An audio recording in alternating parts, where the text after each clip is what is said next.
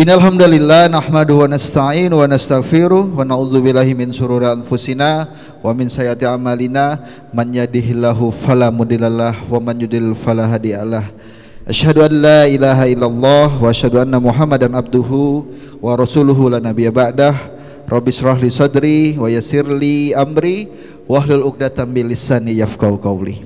Yang pertama dan yang utama ialah puja dan puja hanyalah milik Allah Rabb SWT, yang alhamdulillah pada kesempatan sore hari ini di tengah-tengah aktivitas bekerja kita, mencari rezeki kita, mencari nafkah kita masih diberikan nikmatnya berupa tolabun ilmu. Kita mencari ilmu, berkumpul, bersimpuh di rumahnya Allah untuk sama-sama kita bertolabul ilmu, mencari ilmu. Semoga mendapatkan kebaikan dan keberkahan. Selawat besar salam tak lupa kita hanturkan kepada junjungan kita Nabi besar Muhammad SAW beserta para sahabat dan keluarganya, dan mudah-mudahan kita semua yang berada di sini mendapatkan syafaat.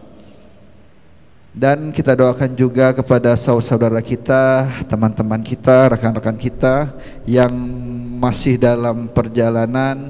Allah mudahkan langkah kakinya, Allah lapangkan hatinya untuk bisa berkumpul bersama-sama kita di Masjid Al-Haqqul Mubin yang kita cintai ini. Untuk pertama-tama, untuk memulai acara kajian sore kita pada sore hari ini, sama-sama kita memulainya dengan membacakan basmalah. Bismillahirrahmanirrahim. Dan selanjutnya kita dengarkan kalam ilahi yang akan dibacakan oleh saudara kita Al-Mukarram Ustadz Mahfud. Kepadanya saya persilahkan. Tafadhal waskura.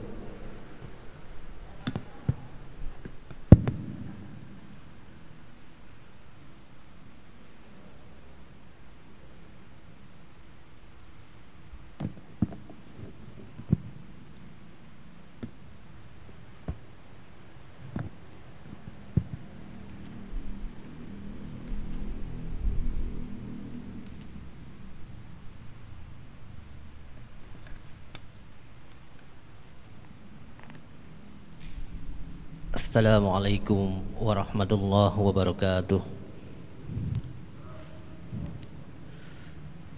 A'udzu billahi minasy syaithanir rajim. Bismillahirrahmanirrahim. Walaqad atayna Luqmanal hikmata an ishkur lillah wa man yashkur fa innama yashkuru li nafsihi wa man kafara fa innallaha ghaniyyun hamid. Wa iz qala Luqman li ibnihi wa huwa ya'iduhu ya bunayya la tusyrik billah innasy syirka la zulmun azim. Wa wassaynal insana biwalidayhi hamalathu ummuhu wahnan ala wahnin wa fisaluhu fi amaini an ishkur li wa liwalidayk ilayyal masir. Wa in jahadaka ala an tusyrika bi ma laysa laka bihi ilmun fala tuti'huma wa sahibhuma fid dunya ma'rufa wattabi' sabila man anaba ilayya ثم إلي مرجعكم فأنبئكم بما كنتم تعملون يا بني إنها إن تك مثقال حبة من خردل فتكن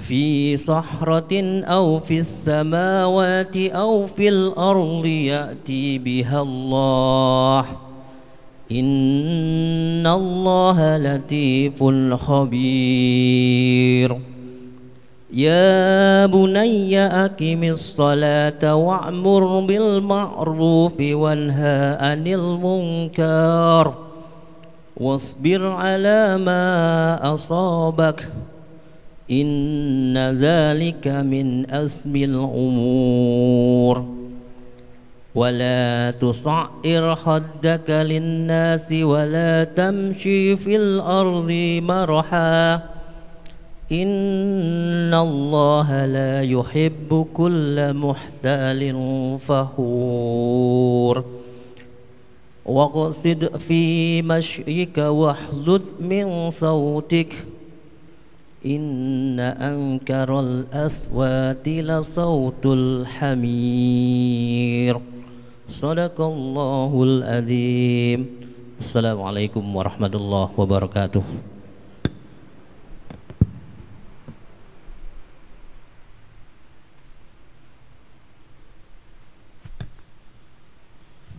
Iya, jazakallah khairan jaza kepada mungkin Ustaz Mahfud Saifuddin yang telah membacakan kitab Al-Quran.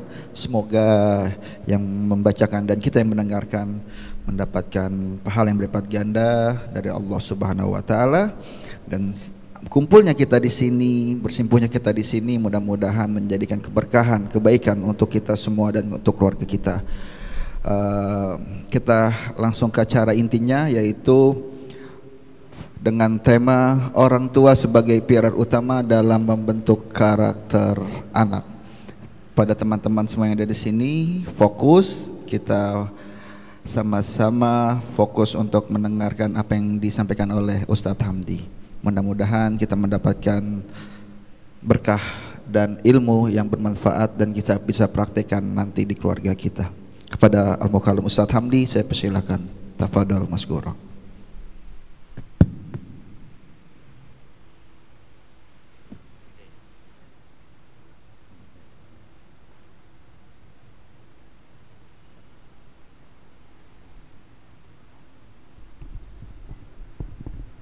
Bismillahirrahmanirrahim. Assalamualaikum warahmatullahi wabarakatuh. Alhamdulillahilladzi arsala rasulahu bil huda wa dinil haq yudhhirahu ala dini kullih walau karihal musyrikun walau karihal kafirun walau karihal munafiqun. Asyhadu an la ilaha illallah wa asyhadu anna Muhammadan abduhu wa rasuluhu nabiyya ba'dah. Pertama-tama saya ingin mendoakan terlebih dahulu buat bapak-bapak ya yang sudah hadir di tempat yang mulia ini, yang berarti pula kehadiran kita semuanya di tempat ini menunjukkan komitmen, perhatian yang begitu besar ya terhadap kegiatan keislaman, kegiatan dakwah ya, wabil khusus bagi para pengurus dan jamaah tentunya ya. Mudah-mudahan Allah Subhanahu wa taala menuliskan ini sebagai bagian dari pahala kita masing-masing. Bapak-bapak sekalian, kajian ini memang rutin ya, beberapa bulan belakangan ini dan di bulan yang ketiga kalau tidak salah ya. Dan tentunya temanya silih berganti ya. Dan tema di sore hari ini yang kita bahas ya tentang karakter ya. Bagaimana orang tua sebagai penanggung jawab utama terhadap anak-anak ya, mobil khusus dalam membentuk karakter. Jadi karakter itu tidak bisa dibentuk di sekolah ya. Sekolah tidak bisa. Karakter itu hanya bisa dibentuk di rumah Ya. Kenapa sekolah tidak bisa? Ya karena sekolah bukan lembaga pendidikan. Sekolah adalah lembaga pengajaran. Ya. Lembaga pendidikan itu hanya ada di rumah. Ya. Cuma memang bergeser perannya sekarang. Ya. Nah, sebelum kita bicara lebih jauh, ya, di sini ada beberapa kasus ya. Mungkin di antara kita ada yang mengenal orang-orang atau anak ini, anak ya, ini yang paling ujung ini ada yang tahu ya siapa dia? Dia adalah peraih gelar PhD termuda, ya, umurnya 16 tahun, sudah bisa mendapatkan gelar PhD. Umur 13 tahun sudah wisuda sarjana S2, ya. Zhang Xiang namanya, dari China, dan sekarang berumur 28 tahun, ya, tetapi menjadi pengangguran. Ya. Nah, ini nanti kita lihat, ya. Banyak sebenarnya yang seperti ini, ya. Lalu yang tengah ini juga sama. Yang tengah ini namanya William Sidis dari Amerika. IQ-nya lebih tinggi daripada Einstein. Ya, tapi meninggal dalam keadaan sakit dan nggak ada prestasinya. Ya. Yang lebih miris yang ujung, ya. Ya, Rian namanya, ya, mahasiswa S2 kriminologi UI, ya, IPK-nya 4,00, ya, tetapi mengajukan judicial review ke MK untuk diperbolehkan bunuh diri karena nggak diterima kerja di mana-mana, stres. Ya, nggak boleh tentunya, ya, mana mungkin dikabulkan. Nah, tetapi ini unik, ya, unik sekali fenomena ini. Dulu ada yang namanya akselerasi di sekolah, ya, dan langsung dari kelas nggak pakai kelas 2 lagi, ya kan, langsung naik kelas 3 dan 2 tahun lulus SMA, ya. Dan orang tua senang kalau anaknya ikut akselerasi, ya. Cepat, nama kuliah udah usia muda, ya. Nah, persoalannya apakah itu dibenarkan secara pendidikan, ya? Ya, tentu tidak, ya, tidak dibenarkan, karena pendidikan itu sifatnya harus tartil, ya, harus pelan, harus step by step, ya, harus sesuai dengan waktunya, tidak bisa diburu-buru, ya, tidak bisa diburu-buru. Hanya orang tua kebanyakan gak sabar, ya, pengen buru-buru anaknya itu sukses, ya, pengen buru-buru anaknya berhasil, ya. Apalagi kalau tetangga sebelah anaknya sudah dapat piala, ya, tetangga sebelah sudah dapat piala, ya. Anak tetangga sudah hafal 10 juz, ya, tergoda lagi. Jadi pengen selalu cepat, ya, pengen cepat, ya. Nah, ini godaannya, ya. Di dalam Islam, ya, dalam Islam usia 0 sampai 15 tahun, ya, itu adalah usia pembentukan karakter. Nggak boleh diapa-apain di usia itu, nggak boleh disuruh lomba ini, lomba itu, les ini, nggak usah, ya. Nanti usia 15 sampai 40 itu namanya capacity building, ya. Situ boleh mau les apapun boleh, ya. Usia 40 sampai wafat itu adalah usia golden age dalam agama Islam, itu usia emas, ya. Jadi antum ada yang 40 usianya, nah, ada, ya, nah, ada golden age berarti, ya, kan? Masuki usia emas. Golden age, ya. Jadi bukan usia emas itu bukan usia 0 sampai 5 gitu, ya, bukan, tapi usia emas dalam Islam itu nanti 40 tahun ke atas, ya. Karena nabi-nabi itu dilantik di usia 40 kecuali Nabi Isa, ya, kan? 40. Ya, peraih hadiah Nobel perdamaian dan Nobel fisika, Nobel hadiah bergengsi tingkat dunia lainnya, Nobel hebat, orang-orang hebat itu luar biasa. Itu 92% berusia di atas 50 tahun. Ya. Ya. Di atas 50 tahun. Ya. Kenapa? Karena udah lebih bijak. Ya. Ada perubahan nanti di usia 4. Nanti kita bahas lah. Ya. Usia Golden Age namanya dalam Islam. Ya. Kenapa? Karena orang mendekati, kan kita ini akan dinilai di ujungnya. Ya. Seseorang akan diwafatkan sesuai dengan kebiasaan di ujungnya nanti. Ujungnya bagaimana? Dan orang berusaha untuk menjadi baik di usia 40 itu. Ya. Ya.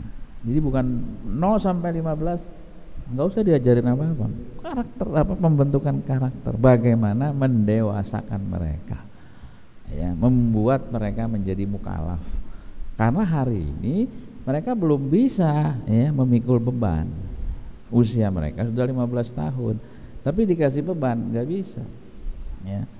Mereka belum akil, mereka hanya balik tapi tidak akil. Itu problemnya. Ya. Ini sekilas lah ya, bapak-bapak sekalian. Kadang jadi orang tua ya semakin bagus ya, kelas 1 SD usia 5 tahun makin senang. Sehingga lupa usia 0-15 itu pembentukan karakter building namanya, ya kan, karakter building ya. Nah, nanti kita lihat ya, gitu ya. Nah, ini yang pertama sebagai pengantar ya. Lalu apa yang disebut dengan karakter ya. Jadi karakter itu kalau kita lihat di sini agak sedikit lompat ya, Bapak Ibu sekalian ya. Ada lingkaran-lingkaran di sini ya. Lingkaran yang paling luar ya, itu namanya personality. Jadi kita ketemu orang, tahu dia orangnya baik ya, oh dia orangnya ramah, itu namanya personality. Ya. Topeng, jadi orang pakai topeng. Nah, personality ini gampang berubah. Ya. Berubah di training sebentar aja, customer service cemberut, di training service orientation, wow, jadi ramah tapi 2 minggu aja gitu misalnya ya kan, berubah lagi ya kan. Itu personality, itu gampang ya. Nah, karakter itu di dalamnya ya, lebih dalam lagi ya. Sesuatu yang lebih dalam dibandingkan dengan personality, dan sesuatu yang tidak mungkin agak sulit untuk berubah. Bagaimana kita mengubah karakter? Kita mengubah karakter tentunya dengan mengubah cara pandang mereka, ya, prinsip mereka. Ya. Cara pandangnya dulu, maaf, bukan prinsip, paradigmanya. Ya. Paradigmanya dirubah. Ya. Misalnya, bagaimana kita mengubah paradigma? Ya. Ada satu keluarga di daerah mana? Di daerah Matraman, Gramedia. Ya, belakang Gramedia itu ya, ada satu keluarga yang kehidupannya ya biasa-biasa aja ya, tidak tergolong mampu dalam artian banyak uang apa, enggak, biasa aja lah ya, menengah ke bawah. Bahkan pekerjaannya seorang pegawai negeri biasa bapaknya itu ya. Tapi yang luar biasa, bapaknya ini bilang sama anaknya ya, anaknya namanya Ningsih kalau nggak salah, Ningsih ya kan, jangan sekali-kali kamu tutup pintu belakang rumah kita. Biarkan tetangga kita yang kontrakannya kecil-kecil, sederhana, ya kan, apa adanya, kontrakan yang ya kecil sekali gitu ya. Biarkan mereka mengambil beras, mengambil minyak, mengambil apapun di lemari yang sudah kita siapkan. Ya, jangan dikunci. Ya. Zaman sekarang mana ada begini? Digembok, dikasih pagar, kasih kawat, ya. Ini disuruh buka, ya, jangan sekali-kali engkau tutup, ya, biarin. Ya. Dan Ningsih ya mengikuti apa yang disampaikan oleh ayahnya itu. Ayahnya sudah meninggal, ya. Dan sampai hari ini Ningsih ikut aja apa yang disuruh bapaknya ya. Nah, itu namanya mengubah paradigma ya. Jadi karakter apa yang mau dibentuk sama anak kita, ya, berawal dari kita sendiri. Ya, visi kita ini bagaimana, ya, ke depan. Ya. Di Ponorogo, ya, nama kecilnya adalah Ontowiryo. Ya, ya. Sedari kecil sudah dididik, diasuh, ya, oleh neneknya, ya, istri almarhum Hamengkubuwono pertama, ya, yang terkenal soleha. Dididik agama begitu kuat, ya, sehingga kemudian hidupnya nggak pernah di kerajaan, hidupnya dengan masyarakat. Dan yang unik, pakaiannya bukan pakaian seperti pangeran-pangeran Jawa, raja-raja Jawa, pakaiannya pakaian Islam, ya. Dan Belanda sebenarnya kewalahan, ya, terancam kalah waktu itu. Perang Jawa itu 5 tahun itu perang yang paling besar, itu perang yang paling mahal bagi Belanda. Kalau nggak dikhianati, ya, menang. Ya, di Ponorogo. Dari mana? Dari neneknya, ya, neneknya, ya. Istri dari almarhum Hamengkubuwono pertama. Ya, jadi harus dimulai. Tentukan dulu visinya, ya. Tentukan dulu visinya mau dibawa kemana, gitu, ya. Contoh yang paling ekstrim mungkin, ya. Contohnya saya sajikan yang ekstrim. Kalau itu contoh yang luar biasa lah, ya, berkaitan dengan Islam. Sekarang orang di luar Islam, agamanya bukan Islam, ya. Ada seorang pengacara terkenal di zaman Perang Dunia I, ya, namanya E.C. Eddy, ya, namanya E.C. Eddy.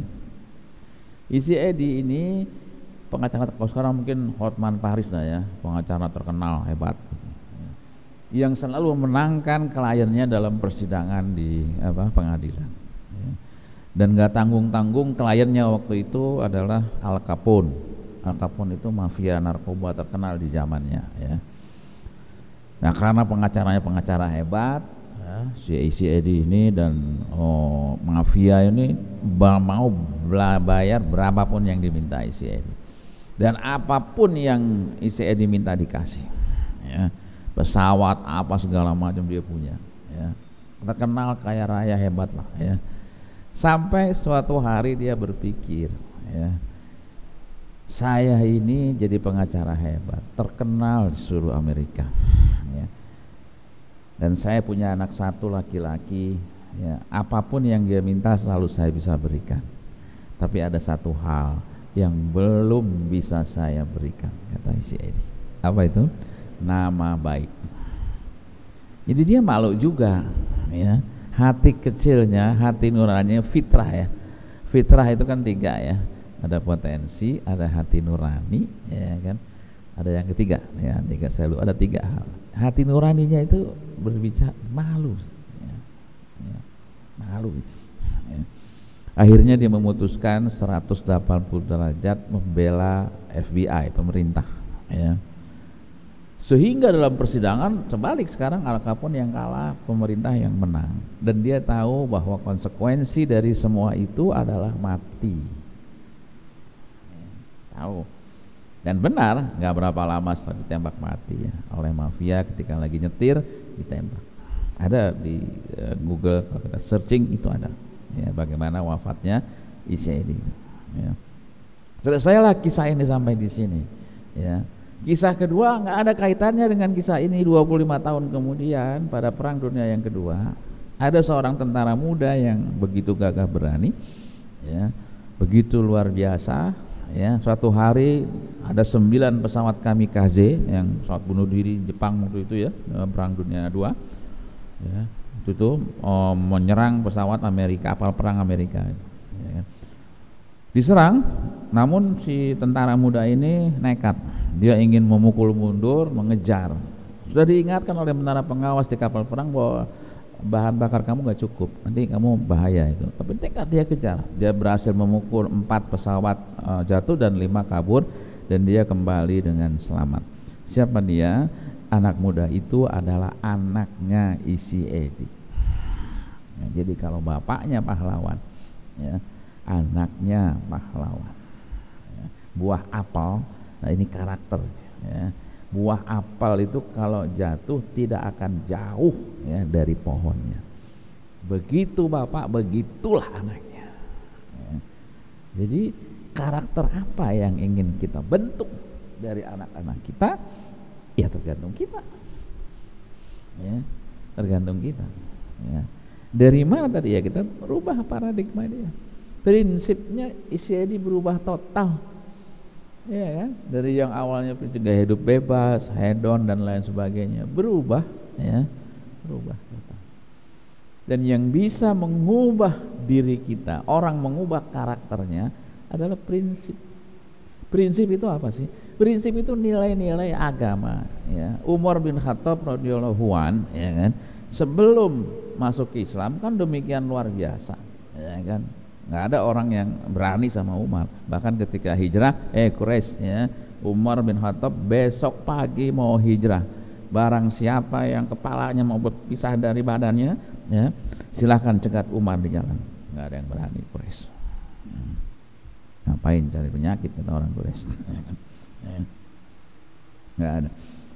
Tapi luluh begitu surat Toha itu dibacakan ya, ya. Jadi berubah ya, prinsipnya berubah total, masuk Islam ya. Demikian juga dengan siapa misalnya Fudail bin Iyad rahimahullah, penghulu para tabi'in ya, seorang perampok ya, yang sangat ganas, terkenal ya. Kalau teman dulu di Indonesia namanya Kusni Kasdut, nah, ada yang namanya Edi Sampak, perampok kelas hebat ya, yang berubah total ketika mendengar surat Al-Hadid dibacakan. Belum kedatangan saatnya bagi orang-orang beriman untuk tunduk hati mereka mengingat Allah, berubah total ya, menjadi seorang tabi'in ulama. Hasan Basri juga sama, penghulu tabi'in yang dulunya juga ya bergelimang dengan dosa-dosa besar ya, berubah ya. Dari mana? Dari prinsip. Jadi apa namanya, yang paling penting itu ya sekarang pertama ya bagi kita ya, tentukan dulu karakter apa yang mau dibentuk gitu ya. Jadi setiap keluarga kalau bisa punya jati diri ya, mau diapain keluarga ini ya, mau dibawa kemana gitu ya. Dari kita ya, dari kita. Makanya ini bagus temanya apa, terkait dengan pembentukan karakter ini ya. Tema ini memang lagi banyak dibahas ya, bapak-bapak sekalian ya.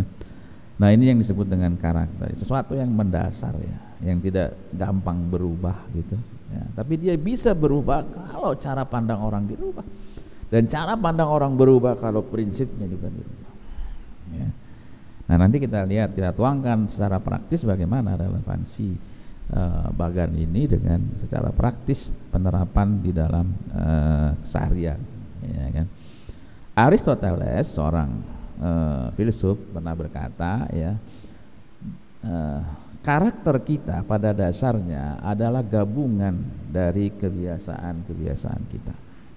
Taburlah gagasan ya, tuailah perbuatan ya.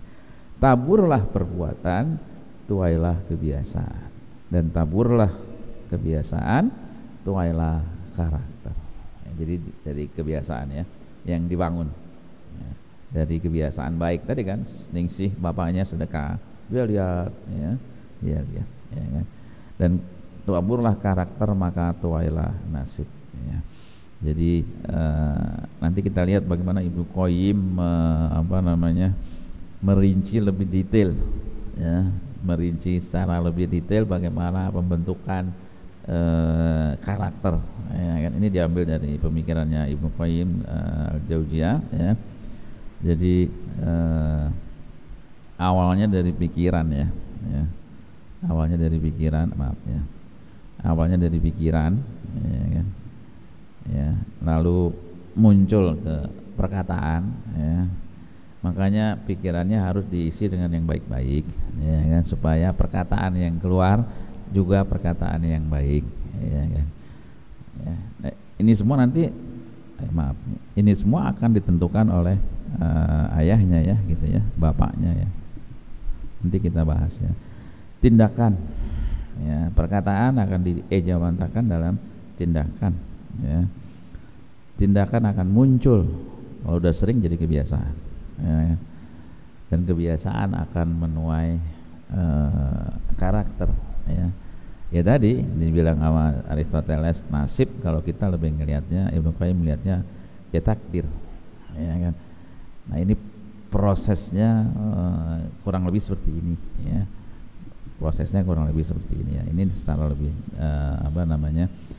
penjelasan lebih rinci nanti bisa dilihat di slide-nya. Ini saya nggak jelasin karena waktunya terbatasnya, ya. Analoginya, contohnya ya tadi itu, ya kan, bagaimana seorang ayah, ya, bertekad untuk membangun sebuah kebiasaan baik dari anaknya, ya kan, ya. Hingga kelihatan, ya. Baik, itu ya Bapak ya sekalian, kita lanjutkan, ya. Lalu apa saja yang membentuk karakter, ya? Karakter, ya. Pertama adalah genetik, ya, bawaan. Ini penting, ya. Bawaan tuh maksudnya adalah DNA, ya. DNA ayahnya seperti apa gitu, ya. Bahkan ada sebuah pepatah mengatakan, ya, untuk membentuk karakter seorang bayi dibutuhkan waktu 3 generasi sebelum bayi itu lahir. Maksudnya apa? Pentingnya bibit bobot ini, ya, keturunan genetik ini penting, ya. Dari mana asal usulnya, ya, kalau para nabi biasanya anaknya nabi juga, ya, kan? Itu kan DNA, ya, kan? DNA. Orang Iran misalnya berhasil mengalahkan Israel kemarin belum lama, ya. Prestasi yang luar biasa. Kenapa? Karena mereka punya DNA mereka adalah orang Persia, ya. Salman Al-Farisi, ya, radhiyallahu an, berasal dari Persia. Ketika perang, Honda ide untuk menggali parit itu, ya, dalam 6 meter, ya kan, itu dari Salman, gitu. Sehingga Amerika sampai hari ini tidak berhasil menyentuh, ya, instalasi nuklir yang paling vital dari Iran, ya, karena masih jauh di bawah permukaan tanah itu, ya, kan? Nggak bisa, belum berhasil, ya, kan? Canggih memang, ada DNA-nya, ada keturunannya, gitu, ya. Dari mana ini keturunannya, ya. Makanya penting bagi kita nanti kalau menikahkan putra putri kita, keturunan itu hal yang sangat penting, ya. Genetik bawaan. Dan di dalam surat Al-Kahfi ayat ke-82 juga disitu dikatakan, ya, wa kana abuhuma solehan, sungguh ayah mereka adalah orang yang soleh. Jadi ini menjelaskan tentang perjalanan Nabi Musa dan Nabi Khidir, ya kan. Ya, Musa bertanya kan, kenapa engkau betulkan dinding penduduk kota Madian yang jelas-jelas zalim kepada kita. Kata Khidir ayat 82 itu mengatakan, di balik dinding ini ada harta milik kedua anak yatim yang Allah ingin harta itu sampai kepada mereka hingga mereka dewasa. Nah, tadi ujung ayatnya wa kana abuhuma solehan, dan sungguh ayah mereka, tafsirnya ayah berarti kakek nenek moyang, ya kan, adalah orang-orang yang soleh. Jadi kesolehan itu bisa menembus waktu dan ruang, ya. Jadi kalau ingin anak kita soleh, punya karakter yang baik, ya dari kita, ya. Ini bawaannya, genetik, makanan yang kita makan juga harus yang halal, ya. Kemudian determinasi psikologis, pola asuh, ya. Bagaimana kita membesarkan anak-anak kita, bagaimana, ini yang kita bahas lebih detail sedikit karena waktu, ya, terbatas, ya. Dan yang terakhir adalah dari sosial, lingkungan, ya. Tapi yang paling penting adalah 2 itu, terutama dari yang nomor 2 ini, ya, bagaimana kita mendidik anak-anak kita, ya. Itu nanti kita bahas, ya, secara lebih detail tentunya bagaimana kita membangun karakter, ya. Yang paling baik adalah dengan contoh, ya, dengan keteladanan. Jadi karakter itu sebenarnya nggak bisa dibentuk dalam artian seperti kita membentuk, mencetak sesuatu, enggak. Jadi dia ditularkan itu, ya, ditularkan lewat anak. Kita lihat kita tadi kayak isi ide itu ya, anaknya melihat bapaknya ya, melihat bapaknya, melihat apa yang dilakukan ayahnya ya, keteladanan. Ayahnya sholat di masjid ya dia ikut ke masjid ya kan, ikut ke masjid karena ayahnya dermawan tadi kayak siapa, bapaknya Ningsih itu ya Ningsih ya jadi dermawan ya, dia lihat bapaknya, cukup lihat aja, nggak usah terlalu karena belum ngerti gitu ya, dia lihat aja ya kan. Nanti baru dijelaskan ya kan, diberikan penjelasan sesuai dengan tahap perkembangannya ya kan, ajak diskusi kalau yang udah gede gitu ya kan, bisa ya kan. Ada satu keluarga punya kebiasaan baik di Timur Tengah tapi bukan di sini. Jadi mereka menyediakan di dalam rumah ruang tamu satu kotak besar kayak di masjid itu ya, dan anak-anak diminta menyisihkan uang berapapun dari uang saku mereka ya, bertahun-tahun seperti itu ya. Itu contoh ya. Dan yang luar biasa kata para ulama, keluarga itu tidak pernah ada yang sakit, satu keluarga nggak ada yang sakit ya, sedekah menolak bala, nggak ada yang sakit, nggak ada yang ke rumah sakit ya. Ya, luar biasa ya. Itu contoh saja bagaimana sederhana, di rumah dikasih kotak ya kan, anak-anak suruh minta, ayo kamu sisihkan berapapun, mau 50 rupiah, 100 berapa ya, sisihkan. Nanti kotaknya seminggu sekali dibuka, dikasih ke orang yang berhak, terus begitu bertahun puluh tahun ya, nggak pernah sakit kata ulama yang menceritakan ya. Ini cerita di sebuah masjid di Timur Tengah sana ya. Itu ya, diulang boleh tadi kayak keluarga yang di Timur Tengah itu terus diulang ya kan, dibiasakan ya kan. Begitu ya, tanggung jawab siapa ya? Tanggung jawab orang tua ya. Sekolah nggak bisa ya. Sekolah nggak akan bisa, susah, membentuk karakter itu nggak gampang ya, nggak mudah ya kan. Kapan dimulai? Nah ini lebih baik ya dari awal ya. Karakter itu 0 sampai 15 ya. Nanti kita lihat ya, apa yang mesti kita lakukan di usia 0 sampai 15 itu gitu. Ya kan. Ya, nanti kita lihat ya. Nah, kita lihat sekarang ya kan, apa-apa yang kita bisa lakukan ya, biar agak cepat sedikit ya.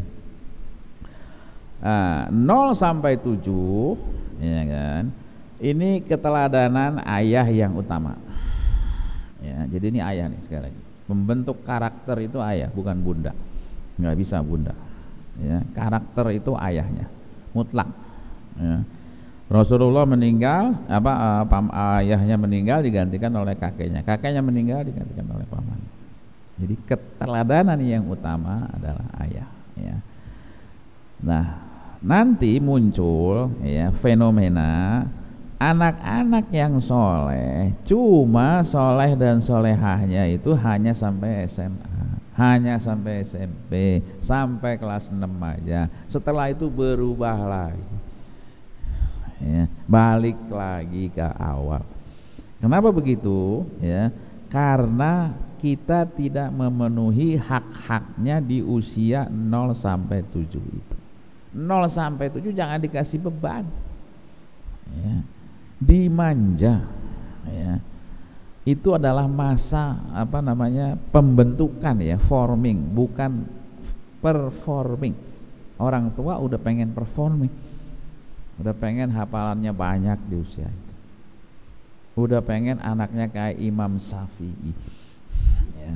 Udah pengen anaknya kayak Muhammad Al-Fatih ya. Padahal ya, Imam Ahmad pernah mengatakan dalam kurun waktu 200 tahun ke depan Allah Subhanahu wa taala belum tentu akan menciptakan seorang yang seperti Syafi'i. Imam Syafi'i ini kekhususan ya.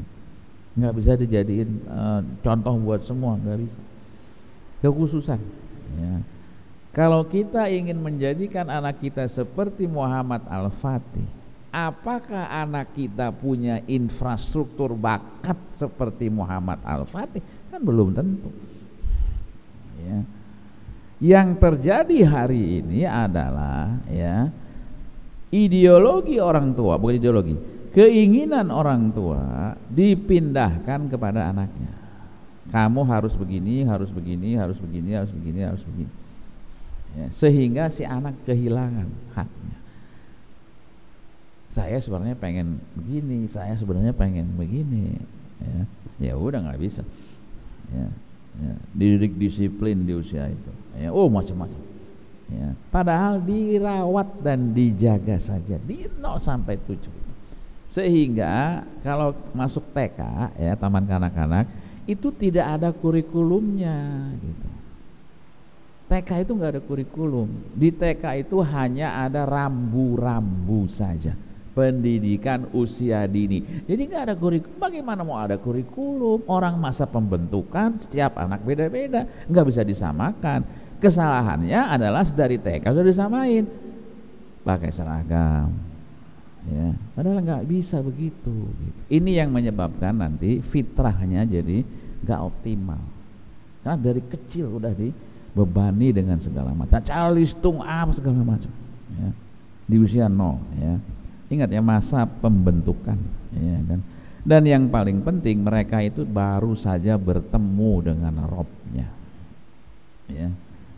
Baru saja bersahadat rububiyah ya kan. Iya kan, di alam ruh itu kan ditanya gitu. Ya kan, alastu bi rabbikum. Ya, qalu bala syahidna. Ya. Jadi ya, bukankah aku ini Tuhanmu? Ya, mereka menjawab betul. Ya, engkau adalah Tuhan kami. Kami bersaksi. Ya, qalu bala syahidna. Ya. Antaqulu yaumal qiyamati inna kunna an hadza ghafilin. Jadi supaya nanti ketika hari kiamat tidak ada lagi penyanggahan ya. Kan udah diambil sumpah, udah di alam bro ya. Dan semua orang terlahir kullu mauludin yuladu alal fitrah ya. Semua bayi yang lahir ya dalam keadaan Islam. Fitrah itu Islam maksudnya ya.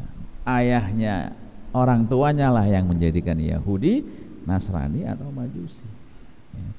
Jadi sebenarnya beriman, jadi fitrahnya itu baik, sudah bagus, sudah lurus gitu, ya kan. Jadi bukan selongsong yang kosong anak itu gitu. Dia udah punya bekal, udah punya di dalam infrastruktur tubuhnya sudah Allah letakkan. Ya. Orang tua hanya mengaktifasi saja, ya. Tinggal diaktifasi aja. Ya. Nggak dibentuk, tinggal dimunculkan. Nah, masalahnya pendidikan hari ini nggak kayak gitu, tidak memunculkan itu. Diajarin adab, diajarin akhlak, diajarin hafalan Quran sedari kecil. Padahal belum prioritas, ya kan? Belum prioritas, nanti, ya kan? Ya. Nah, dalil tadi kenapa hak lebih diutamakan bisa dilihat dalam surat Al-Baqarah, ya. Jadi Allah Subhanahu wa taala di situ berfirman ya, wa qulna ya Adamu uskun anta wa zawjukal jannata, ya kan. Jadi maksudnya, wahai Adam, tinggallah engkau dan istrimu dalam surga, ya. Makanlah dengan nikmat. Jadi Adam saja dipenuhi hak-haknya, baru dibebani kewajiban. Kita enggak gitu ya, udah dituntut dulu, haknya enggak dikasih. Itu yang menyebabkan kenapa anak-anak nanti ketika besar soleh-solehanya cuma sebentar, berubah lagi ke biasa, ya kan? Dan tidak sesuai dengan apa yang kita harapkan. Ya. Ini akar masalahnya di sini, ya kan? Ya. Nah, ini tadi mengulangi, ya kan? Di usia ini nggak ada potensi yang bisa dibangun. Jangan, ya, nggak ada. Nanti 15 tahun ke atas, ya kan? Yang penting dia harus dikenalkan dengan dirinya sendiri, ya. Kamu, keunikan dia apa, gitu, ya kan? Apa yang dia miliki, ya. Dibangun kepercayaan dirinya, itu tugas kita, ya, supaya karakternya nanti muncul, gitu ya. Karakter yang ingin kita bangun kan adalah tadi sesuai dengan apa yang kita inginkan. Dan yang paling penting tugas orang tua adalah mendewasakan. Ya.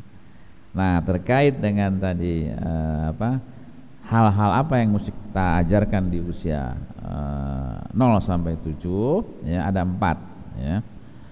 1 udah kita bahas pekan lalu, 2 bulan yang lalu, ya, individualitas dan ego udah kita bahas, ya. Yang pertama nanti kita bahas pendidikan keimanan ini yang dilupakan oleh sekolah-sekolah zaman sekarang, ya. Karena apa? Karena nggak ada ukurannya susah. Iman itu abstrak, ya. Ada yang bilang abstrak, susah, memang susah, ya ukurannya, ya ukurannya susah, ya.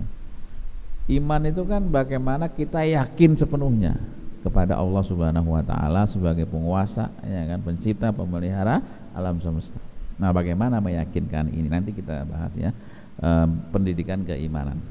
Ini yang paling utama seharusnya, ya kan. Tapi sayang nggak diajarin. Sehingga apa yang terjadi? Yang terjadi nanti kita lihat anak-anak itu, ya kan, jago dalam syariah, hafalan Qur'annya bagus, banyak, tapi cuma sampai kerongkongan aja, tidak sampai ke sini, karena tidak dilandasi dengan pendidikan keimanan terlebih dahulu, ya. Jadi nggak ngerti dia kenapa harus begitu, dia nggak paham, ya, nggak ngerti. Psikomotorik ini penting, ya. Psikomotorik ini jasa dia, ya. Kan kita manusia ada 3, ada unsur fikriyah, akal, ada unsur ruhiyah, ya, dan ada unsur jasadiyah, ya. Jasadiyah ini psikomotorik, perlu dilatih. Makanya di TK itu jangan disuruh duduk yang manis, jangan diatur-atur, biarin lompat-lompat, biarin lari-lari, biarin berisik, biarin teriak-teriak, ya, supaya nanti ketika SD bisa duduk tenang, ya. Psikomotoriknya biarin, ya kan. Karena psikomotorik ini penting, jasa dia ini penting. Kalau enggak nanti staminanya akan melemah dan males mikir ujung-ujungnya, ya. Males mikir, capek. Dikasih soal yang susah akan nyerah, ya. Soal yang udah capek nih, otak saya udah ngebul, udah nggak bisa, udah mentok. Nah itu gara-garanya karena dari kecil tidak dilatih, ya, nggak dilatih. Berpikir keras itu perlu stamina, ya, perlu stamina, dan staminanya harus dibangun di usia 0 sampai dengan 7. Yang terjadi sekarang di Indonesia, apalagi udah ada AI, ya.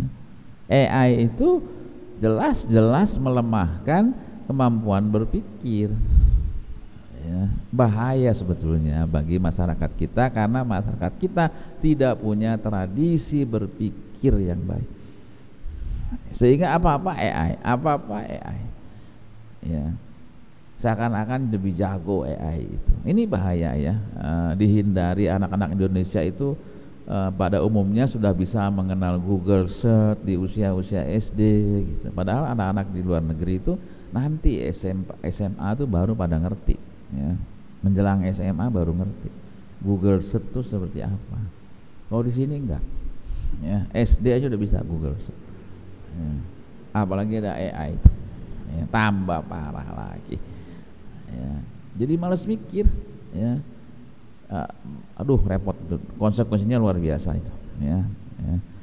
Nah, lalu individualitas dan ego. Apa itu individualitas? Sudah kita bahas waktu itu, adalah keunikan dia, ya, keunikannya, ya. Egonya berarti adalah, ya, keakuannya, ya. Kenapa anak sekarang jadi kok anak saya ini dulu soleh banget, sekarang kok ngerokok, ya, gitu, ya. Sekarang kok sudah mulai pulang malam, ya. Sekarang kok begini, ya. Kenapa? Karena egonya lemah. Dia tahu itu nggak boleh, tapi egonya nggak bisa menolak itu. Dia nggak bisa tampil beda, sehingga ikut-ikutan ngerokok, ikut-ikutan nongkrong, ya. Karena kita nggak mendidik egonya, ya. Kita hanya harus hafal Quran, harus begini, syariah semua diajarin, akhlak semua diajarin, tapi lupa egonya nggak diajarin, nggak dibentuk, ya. Emosi jelas bagaimana dia mengekspresikan emosinya. Ya. Nah ini hal-hal yang perlu kita didik ya.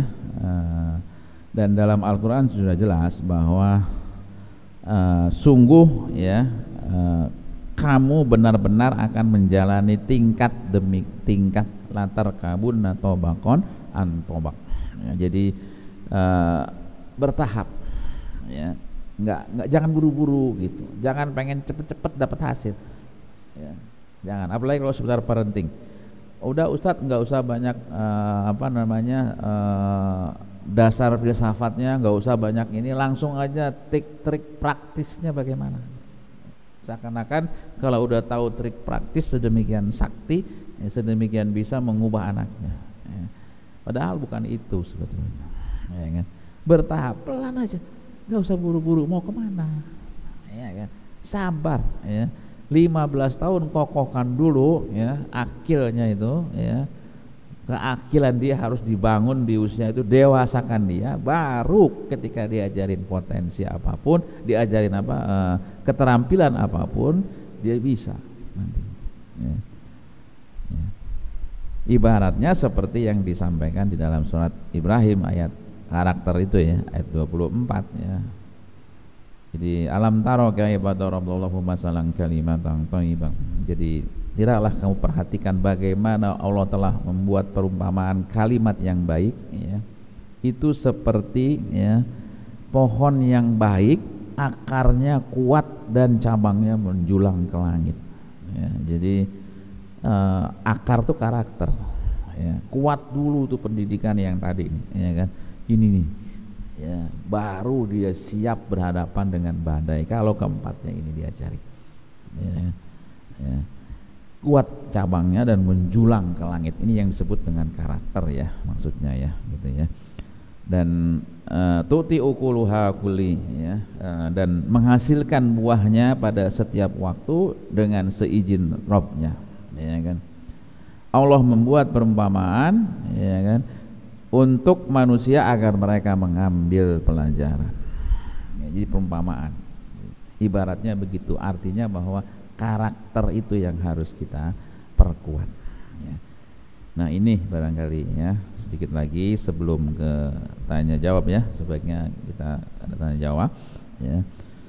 Fase tadi sudah kita bahas ya, yulodul alal fitah sudah kita bahas, ya kan, tentang, nah yang jadi problem biasanya nanti ada beberapa hal yang menghambat kita ya untuk tidak meneruskan suatu kebiasaan ya, suatu karakter yang kita bentuk ya kan, dengan alasan ketiga hal ini. Pertama, alasan efektivitas ya. Sesuatu baik belum tentu efektif ya, tapi harus dilakukan sepanjang itu bentuk kebaikan. Jangan berhenti. Kalau misalkan nggak kelihatan, nggak berubah juga, ya jangan berhenti. Gitu. Ya, mentang-mentang ini nggak efektif ya, gitu ya, nggak efektif ya. Enggak, kalau kebaikan itu bukan begitu ukurannya. Ya.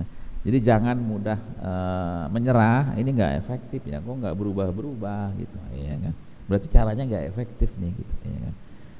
Ya kita ngajarin dia buang sampah pada tempatnya, tapi dia nggak buang sampah buang tempatnya juga gitu, ya kan, terus diingetin ya nggak masalah juga ya. Atau kita terkendala dengan waktu, jadi misalnya ya mau sampai kapan gitu ya, nggak ada ukuran begitu ya. Dalam pembentukan karakter nggak ada ukuran waktu ya, jangan terjebak dengan itu gitu, ya kan. Apalagi kita terjebak dengan ukuran skala.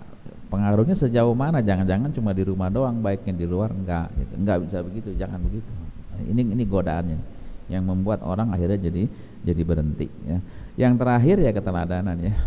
Tadi udah kita bahas ya. Dan keteladanan itu ya tentunya ya ada ketulusan di situ ya kan. Ada keikhlasan, ada aura, dan ada kekuatan spiritual. Ya. Jadi role model kita ayah ini adalah role model buat anaknya. Ya, anak-anak kita akan seperti kita nantinya, ya kan. Ini yang paling penting saya pikir gitu ya. Ada sedikit beda ya antara ketulusan dengan keikhlasan ya. Kalau ketulusan itu dia tanpa pamrih ya. ya. Itu namanya ketulusan, tanpa pamrih, ya, ya, tanpa pamrih, ya. Pokoknya udah perbuat aja. Orang tua tuh punya itu. Ayah kita ini sebagai ayah tuh punya modal itu, tanpa pamrih. Kita cari nafkah ini, ya kan, pulang sore nih bapak-bapak ini kan, ikut lagi pengajian, pulangnya tambah malam. Ya ini semua kan demi anak-anak kita juga, ya kan. Ini kan semua tanpa pamrih. Kita berikan sama anak kita, biar dia pendidikannya bagus, biar dia bisa makan yang enak dan lain sebagainya lah, ya kan. Kan kita nggak mengharap apa-apa dari itu, namanya ketulusan, ya, tanpa disertai oleh pamrih, ya. Dan kalau ikhlas ya semata-mata hanya mengharapkan ridho dari Allah Subhanahu wa Ta'ala, itu namanya ikhlas, ya. Jadi kita hanya berbuat ya demi untuk mendapatkan keridhaan Allah saja, bukan yang lain-lain, ya, bukan yang lain-lainnya. Sebagai kesimpulan bahwa karakter tidak bisa diajarkan, ya, tetapi dia ditularkan, ya kan? Ditularkan. Tadi kan udah kita bahas, ya. Meniru beda dengan meneladani. Contoh, ya kan? Jadi contoh nih ya, cara ngerjainnya kayak gini, namanya contoh. Tapi kalau meneladani itu lebih dalam. Semakin ayahnya tulus, semakin ya cepat daya tularnya. Semakin tulus, semakin cepat. Dan yang paling mudah ya dibangun dengan cerita tadi, seperti kisah-kisah diceritain. Itu lebih gampang. Ya, itu lebih gampang. Ya, kan? Dan kalau bisa selaras dengan lingkungan ya, tapi susah lah ya. Karena kadang lingkungan nggak selaras juga, ya. Nggak apa-apa, ya. Jangan berhenti, ingat, jangan terkendala oleh 3 berhala tadi itu, ya. Efektivitas sekarang, ya. Iya, boleh jawab ya. Baik, itu barangkali ya bapak-bapak sekalian. Nanti kita teruskan dengan tanya jawab, ya. Assalamualaikum warahmatullahi wabarakatuh. Ya, jazakallah khairan jaza pada Ustadz Hamdi yang telah memberikan materinya. Mungkin ada 1-2 tanya jawab pertanyaan dari bapak-bapak pengurus DKM Al-Mubin yang ada di sini. Mungkin ada yang bertanya, silakan.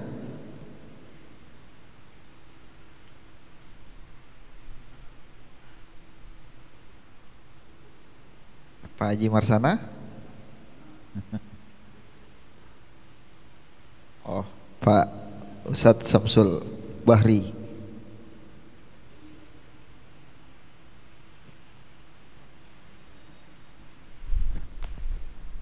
Ya, Assalamualaikum warahmatullahi wabarakatuh. Waalaikumsalam. Pak Ustadz bertanya ya, untuk ini karakter anak kan tidak diajarkan tapi ditularkan. Meniru beda dengan meneladani. Saya punya kendala di rumah ya. Kalau anak-anak pulang dari pondok itu biasanya untuk ibadah ke masjid kadang-kadang beda dengan di pondokan. Kata dia kalau di pondokan kan biasa tuh seragamnya rapi, kan. Tapi kadang-kadang kalau di rumah tuh cuek aja gitu, pakai celana, pakai kaos tanpa peci gitu. Dikasih tahu, udah dicontohin juga tetap aja. Itu apa yang salah dari kebiasaan karakter anaknya atau dari orang tuanya gitu, Ustaz? Iya. Atau mungkin yang lainnya juga kali, ada kayak balas dendam bagaimana? Ya, bagus pertanyaannya. Ya. Bagus ya. Baik ya, kita langsung aja ya. Ini menarik pertanyaannya. Ini sering kali ditanyakan, ya. Persoalannya adalah simpel sebenarnya. Pesantren dan sekolah ya, itu membentuk karakternya dengan cara pembiasaan, ya. Cara pembiasaan saja gitu, tanpa penyadaran. Pembiasaan artinya wajib sholat di masjid, wajib sholat di masjid, terus begitu. Metode pembiasaan hanya efektif kalau orangnya punya motivasi yang tinggi untuk berubah, itu bisa. Tetapi kalau orangnya tidak punya motivasi yang tinggi untuk berubah, metode pembiasaan biasanya tidak powerful. Dia hanya akan berlaku di lingkungan itu, ya, karena dibiasakan. bukan dari dirinya sendiri, bukan lewat self direction, dari dirinya sendiri sadar bahwa itu memang perlu. Ya, rezeki itu dari Allah loh, itu mereka mesti tahu. Ya, buktinya apa? Ya mereka mesti tahu. Ya, mana rezeki dari Allah, buktinya apa? Dia kita ajarin lewat cerita banyak lah, gitu ya kan. Lagu kayak pelangi itu kan mengajarkan keimanan. Alangkah indahmu, ya merah kuning hijau di langit, itu kan menunjukkan keimanan. Ya, cicak di dinding itu kan sama. Diam merayap datang seekor, kan nyamuk kan datang. Nyamuknya nggak kemana-mana, datang nyamperin cicak. Ya, itu kan rezeki dari Allah. Banyak lah contohnya ya, karena pembiasaan bukan penyadaran. Metode pembiasaan seperti ini tadi efektif kalau orangnya punya motivasi. Kalau enggak bisa. Dia hanya berlaku di sisi itu aja. Jangankan itu, di perusahaan yang sekaliber, misalnya perusahaan besar yang luar negeri ya, gitu ya, SOP segala macam udah bagus gitu, misalnya tambang itu, mereka disiplin di situ. Keluar dari itu udah berubah lagi. Ya. Karena di lingkungan itu mereka tidak jadi disiplin. Ya. Ketika di sana di lingkungannya nggak beda, ya udah beda, di sini nggak beda sama dalam, ya. Berubah lagi. Ya. Itu kelemahan metode pembiasaan. Ya. Yang bagus apa? Yang bagus adalah metode penyadaran. Jadi harus benar-benar disadarkan. Lalu caranya bagaimana? Ya tadi 0 sampai 7 jangan diapa-apain dulu. Ya. Dipenuhi semua hak-haknya. Ya kan? Baru setelah 7 ya kan sampai 10 baru diajarin kemandirian, diajarin tanggung jawab. Nah, itu baru ya kan? Di usia 7 sampai 10 ya kan, baru tanggung jawab sosial di usia 10 sampai 15 ya kan? Berbagi di usia 7 sampai 10 ya. Jadi pokoknya ikuti ini tahap tadi kan ya, kabun atau bakon ang tobak. Jadi ya bertahap. Jangan, kalau pembiasaan kan nggak ngelihat itu, dia nggak ngelihat itu ya, masa bodoh usianya, yang penting pembiasaan ya. Ayo masuk, ayo sholat gitu, ya kan, gitu doang ya. Ini bahayanya pembiasaan ya. Bahkan di sebuah pesantren pernah diuji, Ustadz boleh nggak kalau hari Rabu sholatnya para santri nggak di masjid? Oh boleh, silakan. Nggak ada yang sholat di masjid, sepi masjidnya ya. Karena pembiasaan. Dan anak-anak yang di boarding school ini begitu pulang ada semacam mereka punya stigma bahwa kalau pulang itu libur syariah ya. Jadi sholat subuh bisa jam 9 ya. Kalau di pesantren di boarding jam 4, pulang ke rumah jam 9 sholat subuh. Karena tadi kebiasaan. Itu kelemahan metodenya. Disadarkan aja, karena kita ini manusia. Tadi kan Allah sudah menginstal, keimanannya sudah ada, alastu birabbikum tadi, ya, qalu bala syahidna udah ada gitu ya kan. Tinggal diaktifasi. Ya, tinggal dibangkitkan saja. Enggak susah sebetulnya mengajarkan keimanan pada anak-anak itu gitu. Masalahnya kita enggak melakukan itu. Ya. Yang diajarin ya sholat, ngaji. Itu kan bukan keimanan, itu syariah. Ya. Ini salah kaprahnya di sini. Ya, kesalahan utamanya di sini. Ya. Sehingga tadi jadi akhirnya solehnya yang terbatas, berhenti gitu. Ya. Penyadar, karena kita ini beda dengan hewan ya. Kalau kita membiasakan kera untuk naik sepeda, bisa. Kera naik sepeda bisa, di sirkus bisa. Ya. Tetapi apabila nanti sirkusnya berhenti, kemudian ya beberapa waktu kemudian, entah sebulan, 2 bulan, 3 bulan, ya ada pertunjukan lagi, keranya nggak bisa naik sepeda lagi. Beda dengan kita. Meskipun kita udah nggak naik sepeda, ya tetap bisa naik sepeda. Ya. Nyetir pakai yang kopling, udah lama nggak nyetir kopling, begitu dikasih kopling tetap masih bisa. Ya, mobil yang kopling. Itu bedanya kita sama hewan. Ya.